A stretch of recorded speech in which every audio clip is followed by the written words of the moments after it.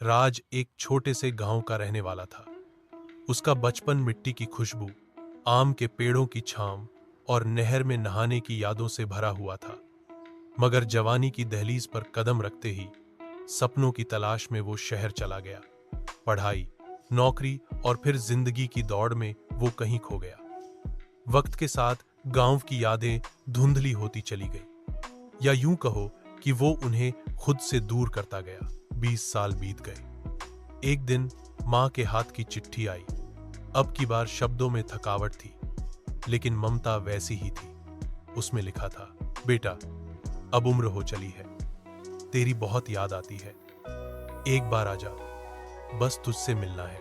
रात जैसे नींद से जागा। उसी पल टिकट कटाया और अगले ही दिन ट्रेन पकड़ ली। जब वो गांव पहुंचा तो सब कुछ बदला हुआ था। पक्की सड़कें, मोबाइल टावर, बाइकें और नए मकान। लेकिन हवाओं में अब भी वही अपनापन था।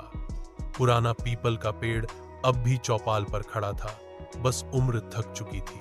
राज का दिल तेजी से धड़कने लगा जब उसने अपने पुराने घर की ओर कदम बढ़ाए।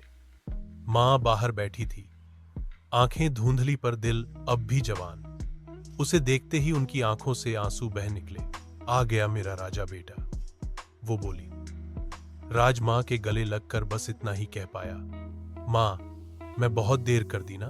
मां ने उसके सिर पर हाथ फेरा और मुस्कुराते हुए कहा, नहीं बेटा, तू वक्त पे आया है। मां के लिए बेटा कभी देर से नहीं आता। उस दिन राज को समझ में आया, शहर की चमक भले ही आंखों को भा जाए, लेकिन सुकून तो वहीं मिलता है जहां बचपन छूट गया था।